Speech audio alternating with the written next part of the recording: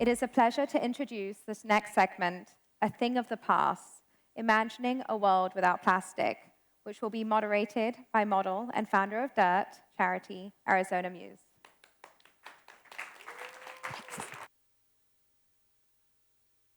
Thank you so much. It's so nice to be here. So let's start off by closing our eyes for just a second and imagining all the plastic that we use in our daily lives. It's easy to imagine most of it, right?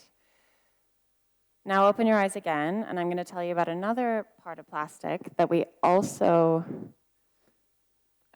it's in our daily lives. You don't ever see it, but it's in our daily lives. And it's tiny particles of plastic, like that. Not micro particles, not like the microfibers that are coming off of our synthetic clothing, but it's little beads of plastic that are plowed into soil in agriculture. And this is agriculture across the world. Every single conventional farm is plowing in plastic to their soil in the name of moisture retention. It's synthetic mulch, basically. So this is a really big deal that we need to stop, because where does that plastic end up? It ends up in the sea. This next section, I'm happy to say you get to see 2 more movies. I love how many movies we're watching today. It's amazing. We're going to start with one that was made by my charity, DIRT, which works on soil regeneration globally.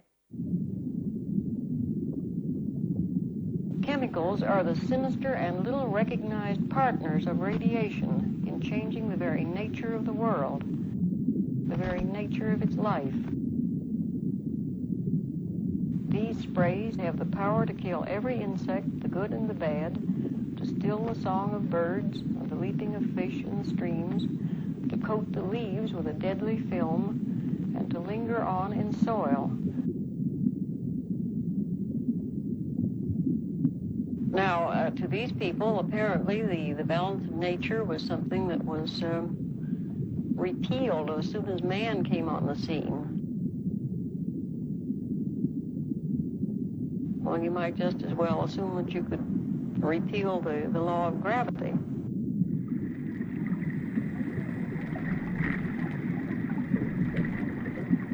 The balance of nature is built of a series of interrelationships between living things and between living things and their environment.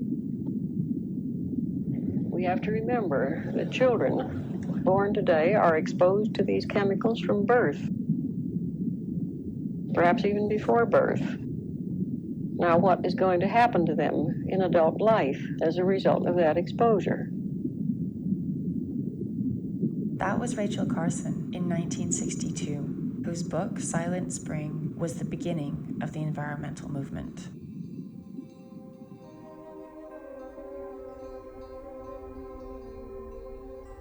When I used to think of water,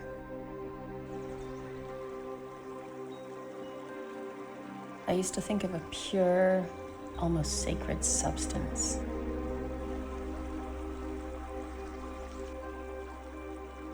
Life itself flowing through our planet.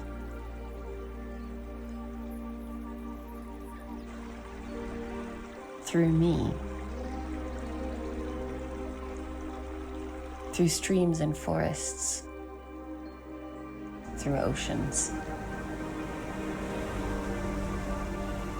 Then I learned the sad truth that water is polluted by chemicals, by tiny, tiny particles of substances that we can't see. But they are there. They are causing all the microorganisms that live in water to die of pollution and toxicity. The life that water carried cannot exist. Pollution in water has been found in all the oceans and seas, in the rain, right up to the pristine pools of mountains. This is human doing. This is a product of the way we live. This is a product of the things we use, of what we call normal right now.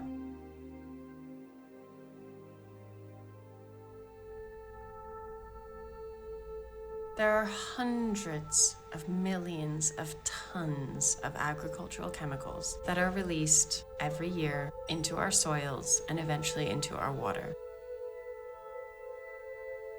Agricultural chemicals are sprayed on farms, but they don't stay there. They move through water. Irrigation and rainfall alike gushes these pesticides, herbicides, and fertilizers off the farm's surface and into water. They cause tremendous harm to microorganisms and macroorganisms. This is a massive problem for humans. Tragically, 25 million farmers every year, or their neighbors, experience unintentional poisonings from these chemicals. Hundreds of different types of agricultural chemicals exist, but the reality is, we don't need any. We could take one big step toward a pollution-free future for our water and all the life it supports by reducing the use of our herbicides, pesticides, fungicides, and fertilizers to zero. Soil will be able to purify water again. Our ocean species will have a better chance of recovering their numbers. And our farmers will no longer be exposed to toxic chemicals, nor will their children or their neighbors. The type of agriculture that DIRT supports is called biodynamic farming. If we were to grow everything we need in this agricultural method, we would see restored biodiversity. We would see absolutely no chemicals washing off into water supplies. We would, in fact, see the purification of water. Soil is one of our best ways to purify water. Water that seeps gently through soil, that is healthy, that has strong root systems within it, and trillions of microorganisms. This type of soil can purify water better than almost anything else. We need to look at the future of water alongside agriculture and ensure that agriculture is not causing water problems as it is today and has been for its entirety of its modern state. DIRT is working alongside many organizations to transition the agricultural sector into a space that no longer needs to utilize toxic chemicals to grow its crops, whether those crops be food crops or fashion fiber crops, or crops for our medicines. Farmers grow everything we need.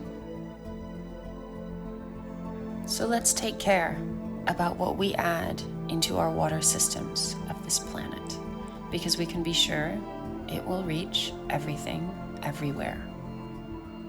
Governments pay to keep our agricultural systems going in the way that they are today, in the form of subsidies. I don't feel great about my taxpayer money going to buy chemicals that I know are desperately toxic for the planet I live on. How do you feel about this? Is a good question to ask yourself.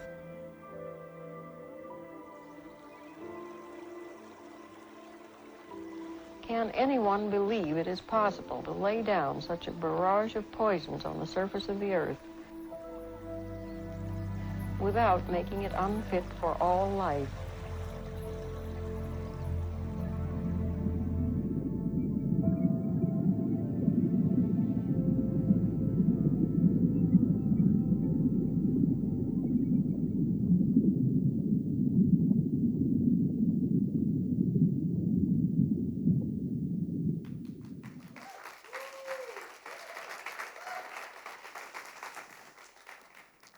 We have a few other films on our YouTube channel as well in a series called Explained by DIRT, where we take one subject and explain it in depth. And we do materials, usually like leather, for instance, the impacts that's really having on the earth.